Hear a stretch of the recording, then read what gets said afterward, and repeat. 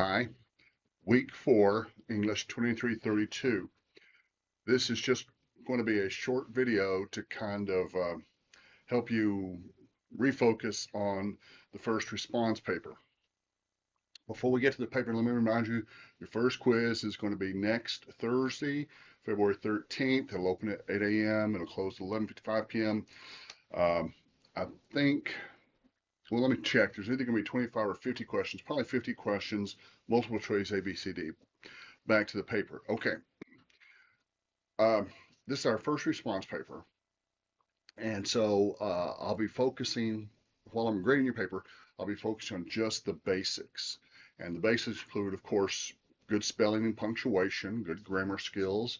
I'll also be looking for basic essay structure, which means you've got a short introduction, and then the thesis. Now, the thesis you want to pay special attention to. It's the last sentence of the introduction, and it tells the reader exactly what you're going to say, the point you're going to make about your topic. So it has to contain the topic and the point you're going to make about it. For example, if you were writing about dreams, then your thesis would say, Gilgamesh's dream of an afterlife was foreshadowing because, yada, yada, yada. If you're talking about Enkidu, then you want to say Enkidu's friendship with the protagonist was a defining characteristic. Be sure you name the subject, the topic.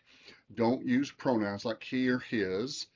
Also, be very careful about using conjunctions. And, or, but, yet, so, for, nor are words that are used to hook up two complete sentences, and your thesis needs to have one main idea.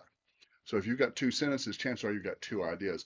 You don't want to say Ishtar is spoiled, comma, but she's also rewarding, whatever. So be sure your thesis doesn't have a conjunction, and it clearly mentions by name the subject and makes a point about it. Okay. Then each topic sentence is basically going to do the same thing. If you're talking about Humbaba, your thesis might be something like, Humbaba was not truly a monster. First topic sentence, first body paragraph begins with a sentence like, Humbaba was not truly a monster because of his request to not be slain. And then and then of course you explain that. Please remember that this is a response paper. It's meant to be transformative for the writer. What it means is you have to really carefully read the material, the text, and then respond to it in a very thoughtful way. I'm not looking for anything extremely profound or extremely in-depth. I'm not looking for PhD level material, just evidence that you read it and you understood it. You really don't need quotes either from the poem or from an outside source. This is not a research paper, so you probably won't need a works cited page.